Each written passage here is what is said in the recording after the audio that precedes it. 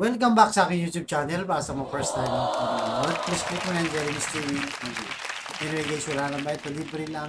Tulong mo na lang din sa kapwa. Alright, thank you very much po. So topic natin po today's reflection.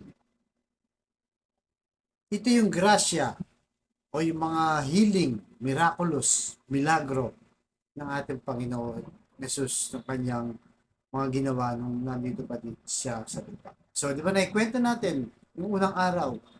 Ito yung babaeng dinudugo ng 18 years. Ubus ng kayamanan niya, nagkanda-kumba-kumbana, walang nakakagamot sa kanya.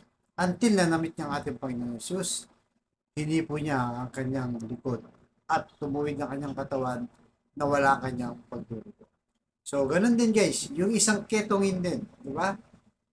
Na nakakadiri nung panahon na yun, nakakahawa, hinihiwalay sila.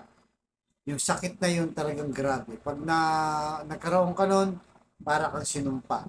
Dahil nga hindi ka pwede makihalubilo sa mga taong meron silang sariling community. Kumbaga sa panahon natin ngayon, meron silang sariling GC.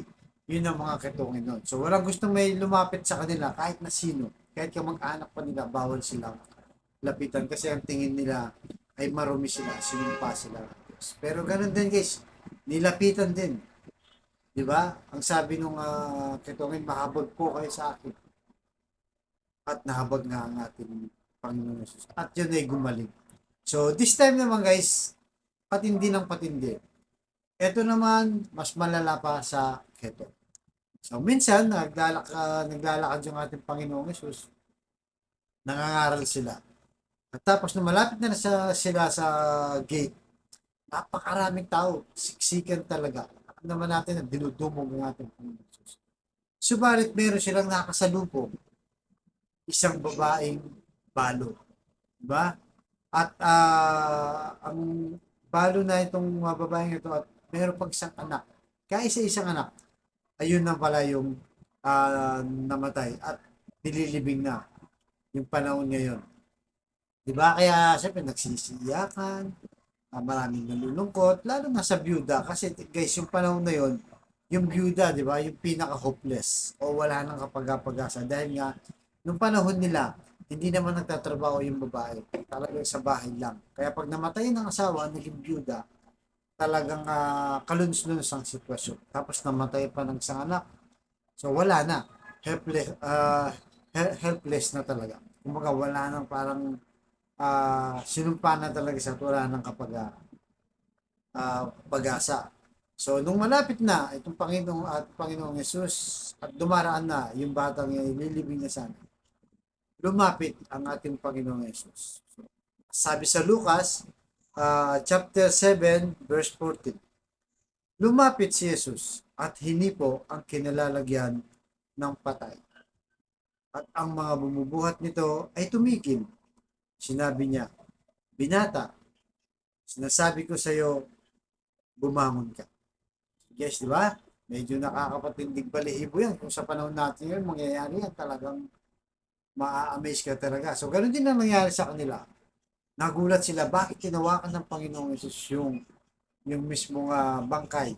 Kasi di pa naman siya kabawong doon, di ba? Parang nakabalot lang sila sa tela at buhat-buhat lang ng mga kalalakihan.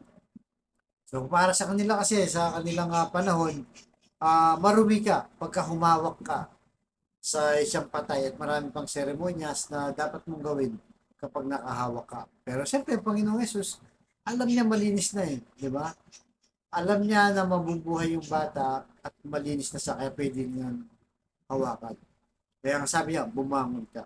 So, in the end, yung bata humupo pa at nakipag-usap pa sa ating Panginoong Yesus. So, ikaw ba ngayon nanonood sa aking vlog? Feeling mo, di ba, ikaw yung babaeng palo, hopeless ka na, di ba?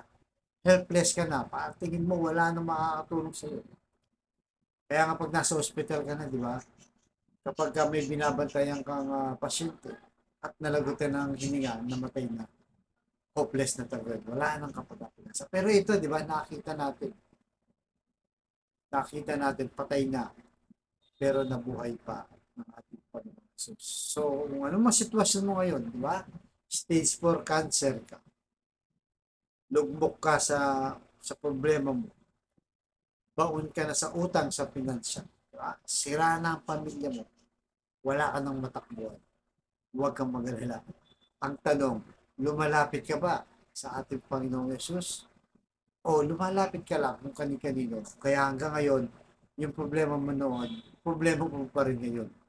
So huwag po tayong dalawang isip na lumapit. Ano mang estado natin sa buhay. Lalo na kung nasa matinding krisis ka ng iyong buhay. Di ba? Mabibigat na problema. Pinanginahan ka na ng loob.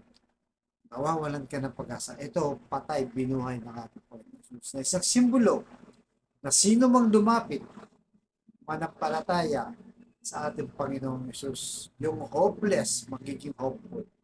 Yung helpless, magiging helpful. Di ba? Talagang mabubuhayan ka.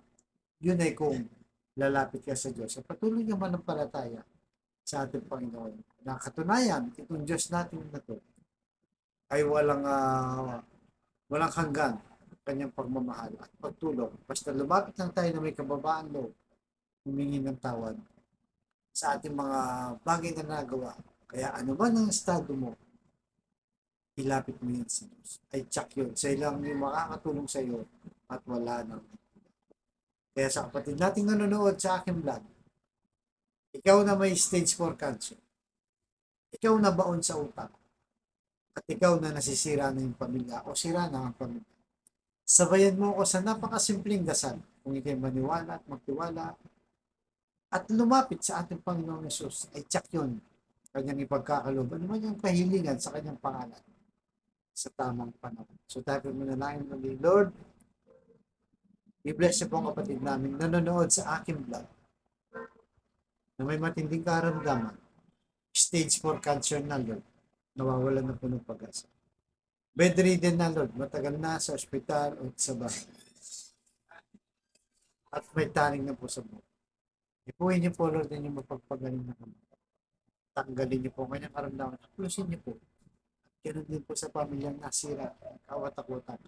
Dahil sa hindi pagkakanuwa, bigis niyo po ang kanilang pamilya.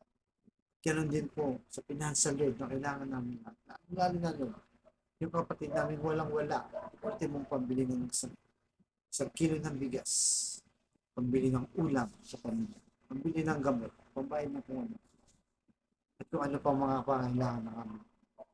Bless niyo po ang aming anak buhay para sa amin. Bakit niyo po kami Lord, blessing niyo po kami karapat isipan. Gawin niyo po kami maging matulungin ng tao at mabuting tao. So, ano tang ito yung namin sa matabis na pangalan natin Panginoon Jesus. Amen and amen. To God, all people. Sa ngalan ng mga Jesus. Thank you very much po.